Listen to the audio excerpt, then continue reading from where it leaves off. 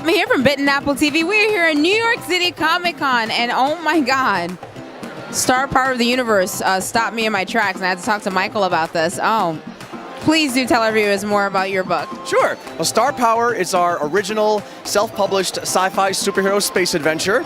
It's about an astronomer on a space station in the far future who gets granted the star power. Now she has to figure out where it came from, why it chose her, the hell's coming after her now and why, and what happened to the rest of the galaxy beyond the borders of her interstellar civilization. I like to think it has action like Star Wars, but heart and optimism like Star Trek. Ooh, that's a very sexy blend right there. What I want to ask you is, did you study a lot of astronomy as well in order for you to create this character? I became a bit of an astronomy buff right before we started Star Power. Amateur stargazer, capital A amateur. I bought a telescope. I started stargazing out of the back porch of my city apartment, and I just did my best. And I just fell in love with the stars, and I tried to translate that love into our main character, who's childlike, not childish, but childlike in her wonder about space. And that's one of the main things that people seem to like about her, about Star Power, is that her wonder is infectious, and we like to try to have people remember that about like superpowers and comic books and space, that like there's a lot of wonder, there's a lot of like, oh my god, superpowers, wow, as opposed to like, my powers are a burden, no one can. Some people write those stories very well. We don't write that story.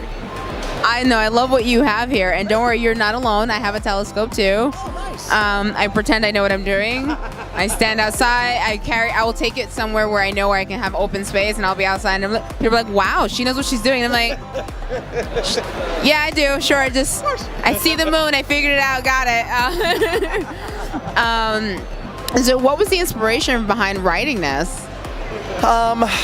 Prior to teaming up with Garth, who's the artist for Star Power, prior to teaming up, I was doing a fantasy comic online, and he was doing an urban fantasy comic.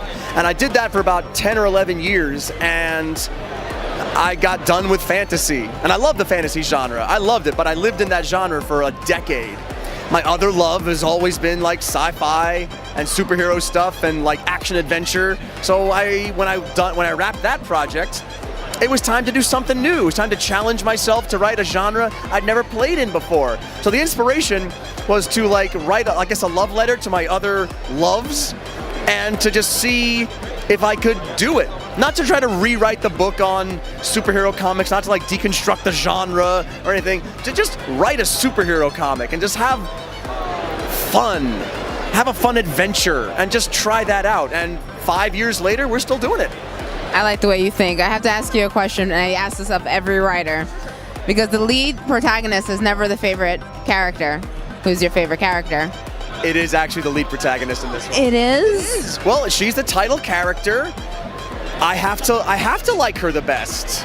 I do, and I mean there are other members of the cast that I am very fond of, but like They didn't make the cut though. They didn't make the cut as my favorite. I spend the most time with her, with Star Power. I spend the most time writing her struggles, her conflicts, her like development, all of that. So speaking of her conflicts, then what would you say would be her, I guess, most difficult task that she sort of has to deal with? Right now, the most difficult task she's had to deal with is the subject of our 4th book, called Star Power and the Lonely War. She lives in a place called the Millennium Federation. It's a 1,000-world coalition of the bright, shiny future, essentially. Like all races living in harmony. It's all just really nice. Basically utopia. Essentially, yeah. It's the bright, shiny, optimistic future. There. But she's never been beyond the borders of of the 1,000 worlds. And you know if they're renting any apartments over there? Or? Of course, there's room for everybody. It's the bright, shiny future. You can just have one, I'm sure. Like, would you like an apartment? Here, on this planet. But beyond the borders of her civilization, that's where the star power is really needed. Because she learns that, and this is not to go too into the story of star power, because that's all explained in our books. The rest of the galaxy has fallen to barbarism. It's bad out there. And the Millennium Federation doesn't need the star power. It's great there. but every place else does. So in her first venture beyond the borders of the Millennium Federation, she encounters war for the first time. She's seen combat in our first 3 books. She's seen action. There have been definite bad guys. In The Lonely War, she encounters a full-scale war for the first time. And now she's an astronomer. She's not like a trained combat person. Doesn't have some crazy birth destiny. She's like a space nerd who was given the star power, and all of a sudden she has to try to figure out how to help people like engage in a full-scale like war. That has been her hardest challenge to date. It's our darkest story, but it's not a downer. No, I love it. Okay, I'm so sorry. There was a little bit of an issue. We encountered some war. Star Power had to come back and save our butts. She's really pretty, though. She said there is an apartment available where she is at. So excited. So what I do think about that is that it's beautiful to sort of like demonstrate that in your book, because when you're, I guess, in a sense where your life seems perfect and then you encounter something that's so different, so opposite of like, whoa, other people live like this. I think that's important that you put something like that so valuable and so human inside your book. So I think that's absolutely amazing.